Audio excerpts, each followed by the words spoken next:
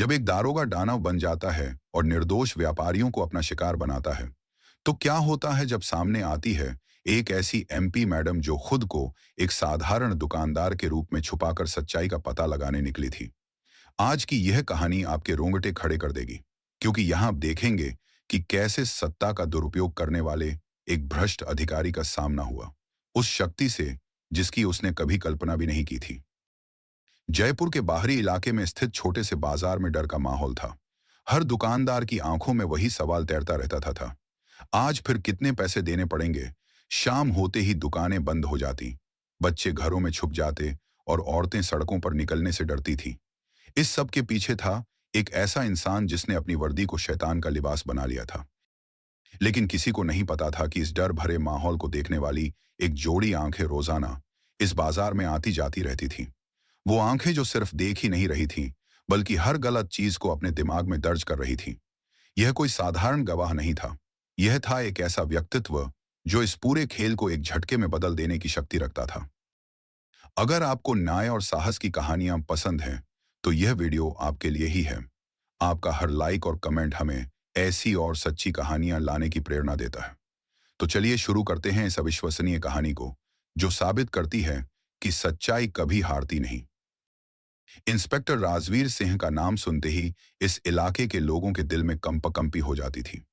30 साल की उम्र में ही दरोगा बन जाने का घमंड उसके सिर पर चढ़ा हुआ था। उसकी आंखों में हमेशा पैसों की भूख दिखती थी और आवाज में वो रौब था जो किसी भी निर्दोष को अपराधी बना सकता था।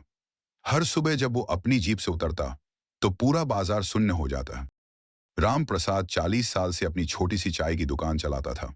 सुबह 4 बजे उठकर चाय बनाना, दिन भर मेहनत करना और शाम को मुश्किल से इतना कमाना कि घर चल सके। लेकिन राजवीर के आने के बाद उसकी चाय की केतली फेंक कर तोड़ दी थी और कहा था कि अगली बार हिम्मत दिखाई तो दुकान भी तोड़ देगा, शे दुकान भी तोड़ देगा। सुनीता देवी का पति 3 साल पहले एक सड़क दुर्घटना में मर गया था। अब वो अकेली ही अपने 2 छोटे बच्चों का पेट पालने के लिए सब्जी बेचती थी। हर रोज सुबह 5 बजे सब्जी मंडी जाना, ताजी सब्जियां खरीदना और फिर दिन भर बैठकर बेचना। जो कुछ कमाती थी, उसमें से राजवीर हर हफ्ते 200 रुपए ले जाता था। एक बार जब सुनीता ने कहा था कि बच्चे बीमार हैं और धमकी दी थी कि अगली बार बहाने बनाए तो और भी बुरा हाल होगा। मोहन लाल एक दर्जी था जो अपनी छोटी सी दुकान में कपड़े सिलता था। 3 बच्चों का बाप था और चाहता था कि अपने बच्चों को अच्छी शिक्षा दे सके। लेकिन राजवीर की वजह से उसकी हर महीने की कमाई का एक बड़ा हिस्सा चला जाता था। जब भी कोई त्योहार आता या बच्चों की फीस देनी होते थे, लेकिन राजवीर को इससे कोई मतलब नहीं था। उसके लिए तो यह सिर्फ एक धंधा था, जहां हर किसी से पैसे वसूले जाने थे। यह सिर्फ 3 लोगों की कहानी नहीं थी। पूरे बाजार के 50 से ज्यादा दुकानदार इसी तरह के डर में जीते थे। फल बेचने वाला, कपड़े बेचने वाला, जूते बनाने वाला, किताबों की दुकान वाला, सभी को राजवीर की इस हफ्तावार वसूली का सामना करना पड़ता था। यह एक पूरी तरह से संगठित लूट थी, जहां हर दुकान के हिसाब से अलग अलग रकम तय की गई थी। लेकिन सबसे दुखद बात यह थी कि कोई भी इसके खिलाफ आवाज नहीं उठा सकता था। पुलिस स्टेशन में जाना मतलब राजवीर के ही पास जाना था। कलेक्टर के पास जाने की हिम्मत किसी में नहीं थी, क्योंकि कौन जानता था कि राजवीर के रिश्ते कहां तक फैले हुए हैं। यह एक ऐसा जाल था जिसमें हर कोई फंसा हुआ था और बाहर निकलने का कोई रास्ता नजर नहीं आ रहा था। कभी कभी शाम के वक्त एक औरत बाजार में घूमती दिखाई देती थी। साधारण कपड़े, सादा चेहरा और एक अजीब सी शांति उसकी आंखों में थी। वो कभी किसी दुकान पर कुछ खरीदती, कभी सिर्फ देखती रहती। लोग सोचते थे कि शायद यह कोई नई ग्राहक है या फिर कहीं से आई हुई रिश्तेदार है। लेकिन कुछ तो गड़बड़ थी, तह तक जाने की कोशिश कर रही थी। वो औरत जो रोजाना बाजार में नजर आती थी, उसका नाम था प्रिया शर्मा। लेकिन यहां सभी उसे एक साधारण व्यापारी औरत समझते थे, जो शायद कोई छोटा मोटा धंधा शुरू बदला था। सिंथेटिक साड़ी, प्लास्टिक की चूड़ियां और चेहरे पर वो थकान जो एक मेहनतकश औरत के चेहरे पर होती है। वो हर बात को बारीकी से देख रही थी, हर बातचीत को सुन रही थी और अपने दिमाग में एक पूरा नक्शा तैयार कर रही थी। प्रिया का असली मकसद इस इलाके में फैले भ्रष्टाचार की जड़ तक पहुंचना था। उसे कई शिकायतें मिली थीं कि यहाँ के पुलिस अधिकारी व्यापारियों से जबरन वसूली कर रहे हैं, लेकिन कोई भी खुलकर गवाही देने को तैयार नहीं था। इसीलिए उसने तय किया था कि वो खुद इस मामले की तह तक जाएगी। लेकिन यह काम इतना आसान नहीं था। उसे सबूत चाहिए थे, गवाह चाहिए थे। पहले दिन जब प्रिया ने राम प्रसाद की चाय की दुकान पर चाय पी, तो उसने देखा कि राम प्रसाद कितना परेशान है। उसकी आंखों में डर था और हाथ कांप रहे थे। जब प्रिया ने पूछा कि क्या बात है, तो राम प्रसाद ने सिर्फ इतना कहा था कि कुछ नहीं बहन जी, बस तबीयत ठीक नहीं है। लेकिन प्रिया समझ गई थी कि यह कोई बीमारी का डर नहीं, यह किसी इंसान का डर था। दूसरे दिन प्रिया ने सुनीता देवी से सब्जी खरीदी। बातचीत के दौरान उसने महसूस किया कि सुनीता लगातार सड़क की तरफ देख रही है, जैसे कोई आने का डर हो। जब प्रिया ने पूछा कि दाम थोड़े कम कर दो बहन, तो सुनीता ने कहा था कि नहीं दीदी, यह तो पहले से ही बहुत कम है। मुझे भी तो कई लोगों को देना पड़ता है। यह कुछ और ही खेल चल रहा है। तीसरे दिन जब प्रिया मोहन लाल की दुकान पर कुछ कपड़े सिलवाने गई, तो उसने देखा कि मोहन एक कॉपी में कुछ लिख रहा है। जब प्रिया ने नजदीक से देखा, तो वो एक हिसाब किताब की कॉपी थी, जिसमें लिखा था, इस हफ्ते 500 देने हैं। प्रिया की समझ में पूरी बात आ गई कि यह कोई साधारण व्यापारिक हिसाब नहीं था। चौथे दिन प्रिया ने एक छोटा सा रिकॉर्डिंग डिवाइस अपने कपड़ों में छुपाया और बाजार में घूमने निकली। अचानक से एक जीप की आवाज सुनाई दी और पूरा बाजार सुन्न हो गया। राजवीर सिंह अपने 2 सिपाहियों के साथ जीप से उतरा। उसके चेहरे पर वही कुटिल मुस्कान थी और आंखों में लालच था। पहले वो राम प्रसाद की दुकान गया। प्रिया छुपकर सब कुछ देख रही थी और सुन रही थी। राजवीर ने कहा, इस हफ्ते का हिसाब तैयार है ना राम प्रसाद? राम प्रसाद के हाथ कांप रहे थे और वो बोला, सर, इस बार बहुत कम कमाई हुई है, थोड़ा समय दे दीजिए। इसके जवाब में राजवीर ने उसकी चाय की केतली को लात मारी और बोला, समय की बात मत कर, नहीं तो तेरी यह दुकान भी बंद हो जाएगी। यह सब देखकर प्रिया का खून खौल रहा था, लेकिन उसे अपना धैर्य बनाए रखना था। उसे पूरे सबूत चाहिए थे। राजवीर फिर सुनीता देवी के पास गया और बोला, 200 रुपये निकाल। सर, इस बार बच्चे बीमार हैं, दवाई खरीदनी है। राजवीर ने जवाब दिया, पैसे चाहिए? तो सुनीता ने डरते डरते पैसे दिए। जब राजवीर मोहन लाल की दुकान पहुंचा, तो वहां भी वही कहानी दोहराई गई। हर दुकानदार डर रहा था, हर कोई मजबूरी में पैसे दे रहा था। प्रिया ने यह सब कुछ रिकॉर्ड किया था। अब उसके पास पक्के सबूत थे कि यहां क्या हो रहा है। लेकिन एक और चीज उसे समझ आई थी। राजवीर जो पैसे वसूल कर रहा था, वो सिर्फ अकेला नहीं था। जब वो पैसे गिन रहा था, तो उसने अपने एक सिपाही से कहा था, साहब को इसका हिस्सा देना मत भूलना।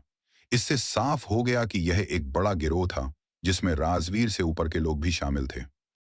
अब प्रिया के सामने सवाल था कि वो कब तक यह सब चुपचाप देखती रहेगी। उसके पास सबूत तो आ गए थे, लेकिन वो चाहती थी कि इन लोगों को सबक भी सिखाया जाए। अगले दिन वो तय करके आई थी कि अब बहुत हो गया। जब सब्र का बांध टूट गया, तो फिर कुछ भी हो सकता था। पांचवें दिन जब राजवीर सिंह अपनी जीप लेकर बाजार में आया, तो आज उसका मिजाज कुछ और ही था। शायद कल रात उसने कुछ ज्यादा पी ली थी, या फिर किसी बात का गुस्सा था। आज वो सीधे राम प्रसाद की दुकान गया और बिना कुछ कहे उसके चाय के सामान को लात मारना शुरू कर दिया। चाय की पत्ती बिखर गई, दूध का डिब्बा गिर गया और राम प्रसाद सहम गया। आज तक तूने जो कम पैसे दिए हैं ना बूढ़े, आज उसका हिसाब चुकाना पड़ेगा। राजवीर गरजा। राम प्रसाद की आंखों में आंसू आ गए और वो गिड़गिड़ाने लगा, सर प्लीज, मेरे पास कुछ नहीं है, मेरी बेटी की शादी है, उसके लिए पैसे जोड़ रहा था।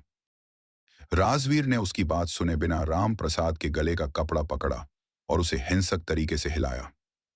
मुझे तेरी बेटी से कोई मतलब नहीं है, पैसे दे वरना आज तेरी यह दुकान हमेशा के लिए बंद कर दूंगा, कहकर उसने राम प्रसाद को जमीन पर धक्का दे दिया।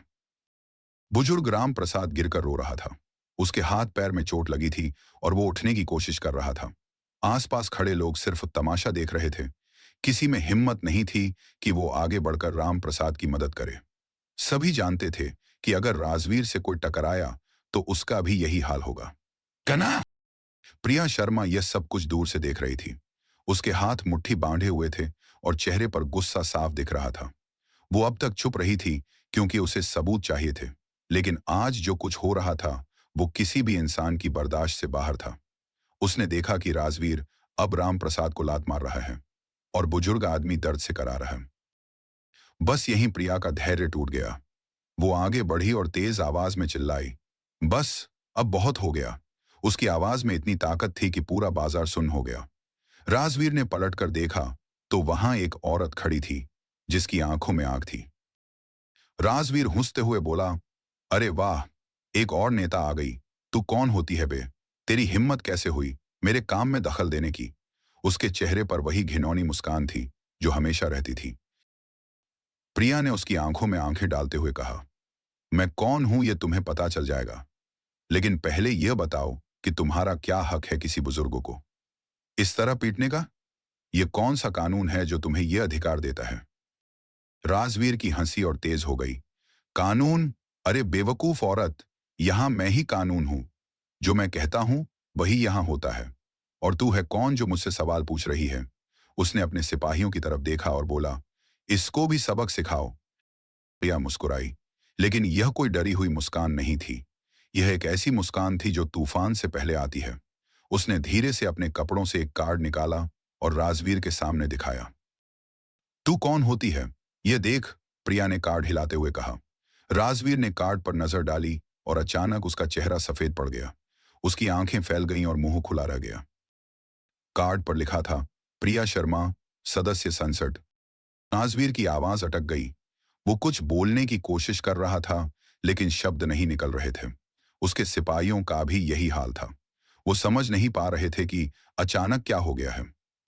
प्रिया की आवाज अब और भी तेज हो गई। हाँ राजवीर सिंह, मैं इस क्षेत्र की सांसद हूं। तुमने समझा था कि तुम कानून से ऊपर हो। तुमने सोचा था कि कोई तुमसे सवाल नहीं पूछेगा। पिछले 5 दिन से मैं यहां हूं और तुम्हारी हर हरकत देख रही हूं। पूरे बाजार में सन्नाटा छा गया था। लोग अपनी आंखों पर विश्वास नहीं कर पा रहे थे। जो औरत पिछले 5 दिन से उनके बीच एक साधारण व्यापारी बनकर घूम रही थी, वो निकली संसद सदस्य। राम प्रसाद ने अपनी आंखें पोंछी और आश्चर्य से प्रिया को देखने लगा। प्रिया ने आगे कहा, मेरे पास तुम्हारी सारी गतिविधियों के सबूत हैं। कैसे तुम निर्दोष व्यापारियों से पैसे वसूलते हो, कैसे तुम उन्हें धमकाते हो और कैसे तुम अपनी पुलिस की वर्दी को बदनाम करते हो। यह सब रिकॉर्ड है मेरे पास। राजवीर की हालत देखने लायक थी। वो जो कुछ मिनट पहले इतना घमंडी था, अब कांप रहा था।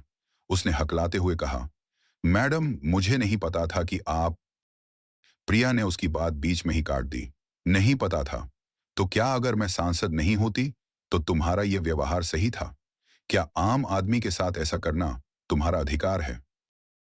अब तक राम प्रसाद उठ खड़ा हुआ था। उसकी आंखों में अब डर नहीं बल्कि उम्मीद थी। बाजार के बाकी लोग भी धीरे धीरे आगे आने लगे थे। वो समझ गए थे कि आज उनके साथ न्याय है।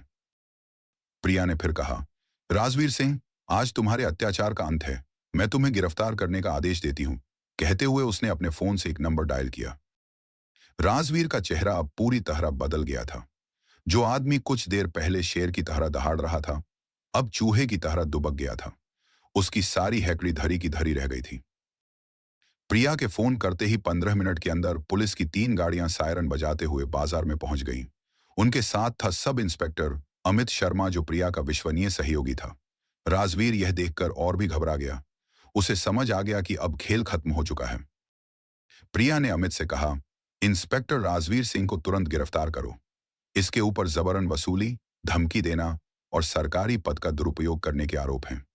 इसके दोनों सिपाहियों को भी हिरासत में लो, क्योंकि यह इसके सामीदार हैं। राजवीर ने हाथ जोड़कर गिड़गिड़ाना शुरू किया। मैडम प्लीज मुझे माफ कर दीजिए। मैं नहीं जानता था कि आप सांसद हैं। मैं फिर कभी ऐसा नहीं करूंगा। उसकी आवाज में अब वो रौब नहीं था, सिर्फ डर था। प्रिया का जवाब सुनकर पूरा बाजार तालियां बजाने लगा। राजवीर, अगर मैं सांसद नहीं होती तो क्या तुम्हारा यह अत्याचार सही होता? तुमने इन बेकसूर लोगों के साथ महीनों से जो किया है, उसकी सजा तुम्हें मिलेगी। कानून सभी के लिए एक समान है। अमित शर्मा ने राजवीर और उसके दोनों सिपाहियों को हथकड़ी पहनाई। राजवीर जो कभी दूसरों को हथकड़ी पहनाता था, आज खुद उसी हालत में था। बाजार के लोग इस दृश्य को देखकर खुशी से झूम रहे थे। प्रिया ने अब अपना असली काम शुरू किया। उसने राम प्रसाद, सुनीता देवी, मोहनलाल और बाकी दुकानदारों को अपने पास बुलाया। आप सभी से मेरा निवेदन है कि राजवीर के अत्याचारों की पूरी गवाही दीजिए। अब आपको डरने की कोई जरूरत नहीं है। नाया आपके साथ है। राम प्रसाद ने कांपते हुए हाथों से अपनी जेब से एक छोटी सी डायरी निकाली। मैडम, मैंने हर महीने जो पैसे राजवीर को दिए हैं, उसका हिसाब इसमें लिखा है। 6 महीने में मैंने इसे 12,000 रुपये दिए हैं। उसकी आवाज में अब डर नहीं बल्कि राहत थी। सुनीता देवी भी आगे आई और बोली, मैडम, मैं एक विधवा हूं, लेकिन फिर भी राजवीर हर हफ्ते मुझसे 200 रुपए लेता था। जब मैंने कहा कि बच्चे बीमार हैं, तो उसने मेरी सब्जियां सड़क पर फेंक दी। उसकी आंखों में आंसू थे, लेकिन यह खुशी के आंसू थे। मोहनलाल ने भी अपनी कहानी सुनाई। मैडम, राजवीर ने मुझसे कहा था कि अगर पैसे नहीं दिए तो मेरी दुकान बंद करवा देगा। मैं डर के मारे हर महीने उसे 500 रुपए देता था। प्रिया ने सभी की गवाही सुनी और अमित से कहा, इन सभी के बयान रिकॉर्ड करो। यह सब आधिकारिक रिपोर्ट में जाएगा। फिर उसने बाजार के लोगों से कहा, क्या राजवीर के अलावा भी कोई और अधिकारी इस काम में शामिल था? यहां एक और चौंकाने वाली बात सामने आई। एक बुजुर्ग दुकानदार ने हिम्मत करके कहा, मैडम, राजवीर अकेला नहीं था। वो कहता था कि ऊपर वाले साहब का भी साथ देना पड़ता है। एक बार मैंने देखा था कि वो स्टेशन हाउस ऑफिसर साहब को पैसों से भरा लिफाफा दे रहा था। प्रिया की भौहें तन गईं। यह सुनकर उसे समझ आ गया कि यह कोई छोटा मोटा नहीं है। यह एक पूरा तंत्र है जो भ्रष्टाचार में लिप्त है। उसने तुरंत अमित को आदेश दिया, स्टेशन हाउस ऑफिसर को भी तलब करो, पूरी जांच होगी। सिंगल। इस बीच मीडिया भी वहां पहुंच गई। खबर फैल चुकी थी कि एक सांसद ने छुपकर भ्रष्ट पुलिस अधिकारी को पकड़ा है। कैमरे लगे और रिपोर्टर प्रिया से सवाल पूछने लगे। प्रिया ने प्रिया से कहा, आज जो कुछ हुआ है वो दिखाता है कि भ्रष्टाचार कितना गहरा है। राजवीर जैसे लोग अपनी वर्दी का दुरुपयोग करके निर्दोष लोगों का शोषण करते हैं, लेकिन आज से यह सब बंद है। मैं व्यक्तिगत रूप से इस बात को सुनिश्चित करूंगी कि हर भ्रष्ट अधिकारी को सजा मिले। अब जांच का दूसरा चरण शुरू हुआ। प्रिया ने राजवीर के घर और ऑफिस की तलाशी लेने का आदेश दिया। वहां से जो सबूत मिले वो सबको चौंका देने वाले थे।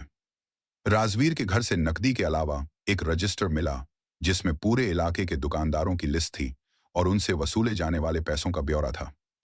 रजिस्टर में लिखा था, राम प्रसाद चाय वाला 300 रुपये महीना, सुनीता सब्जी वाली 300 रुपये महीना, मोहन दर्जी, 50 से ज्यादा दुकानदारों के नाम थे। कुल मिलाकर राजवीर हर महीने 30,000 रुपये से ज्यादा वसूल कर रहा था। सबसे चौंकाने वाली बात यह थी कि रजिस्टर में लिखा था, एशो साहब का हिस्सा 40%। इससे साफ हो गया कि स्टेशन हाउस ऑफिसर भी इस पूरे खेल में शामिल था। प्रिया ने तुरंत उच्च अधिकारियों को इसकी जानकारी दी। 2 घंटे के अंदर स्टेशन हाउस ऑफिसर को भी गिरफ्तार कर लिया गया। पूरे पुलिस स्टेशन में हड़कंप मच गया। शाम तक पूरी खबर स्थानीय न्यूज चैनल पर चल रही थी। हेडलाइन थी, सांसद ने छुपकर पकड़ा भ्रष्ट दरोगा, वसूली का पूरा तंत्र उजागर। सोशल मीडिया पर भी यह खबर वायरल हो गई थी। राम प्रसाद ने प्रिया के पैर छूते हुए कहा, मैडम, आपने हमारी आवाज सुनी। महीनों से हम इस डर में जी रहे थे। आज पहली बार लगा है कि सच में न्याय मिल सकता है। सुनीता देवी भी रोते हुए बोली, मैडम, अब हमारे बच्चे सुरक्षित हैं। हमें डर कर अपना काम नहीं करना पड़ेगा। प्रिया के फोन करते ही 15 मिनट के अंदर पुलिस की 3 गाड़ियां सायरन बजाते हुए बाजार में पहुंच गईं। उनके साथ था सब इंस्पेक्टर अमित शर्मा, जो प्रिया का विश्वसनीय सहयोगी था। राजवीर यह देखकर और भी घबरा गया। उसे समझ आ गया कि अब खेल खत्म हो चुका है। प्रिया ने अमित से कहा, इंस्पेक्टर राजवीर सिंह को तुरंत गिरफ्तार करो। इसके ऊपर जबरन वसूली, धमकी देना और सरकारी पद का दुरुपयोग करने के आरोप हैं। इसके दोनों सिपाहियों को भी हिरासत में लो, क्योंकि यह इसके साझीदार हैं। राजवीर ने हाथ जोड़कर गिड़गिड़ाना शुरू किया, मैडम प्लीज, मुझे माफ कर दीजिए। मैं नहीं जानता था कि आप सांसद हैं। मैं फिर कभी ऐसा नहीं करूंगा। उसकी आवाज में अब वो रौब नहीं था, सिर्फ डर था। प्रिया का जवाब सुनकर पूरा बाजार तालियां बजाने लगा। राजवीर, अगर मैं सांसद नहीं होती तो क्या तुम्हारा यह अत्याचार सही होता? तुमने इन बेकसूर लोगों के साथ महीनों से जो किया है, उसकी सजा तुम्हें मिलेगी। कानून सभी के लिए एक समान है। अमित शर्मा ने राजवीर और उसके दोनों सिपाहियों को हथकड़ी पहनाई। राजवीर, जो कभी दूसरों को हथकड़ी पहनाता था, आज खुद उसी हालत में था। बाजार के लोग इस दृश्य को देखकर खुशी से झूम रहे थे। प्रिया ने अब अपना असली काम शुरू किया। उसने राम प्रसाद, सुनीता देवी, मोहनलाल और बाकी दुकानदारों को अपने पास बुलाया। आप सभी से मेरा निवेदन है कि राजवीर के अत्याचारों की पूरी गवाही दीजिए। अब आपको डरने की कोई जरूरत नहीं है। न्याय आपके साथ है। राम प्रसाद ने कांपते हुए हाथों से अपनी जेब से एक छोटी सी डायरी निकाली। मैडम, मैंने हर महीने जो पैसे राजवीर को दिए हैं, उसका हिसाब इसमें लिखा है।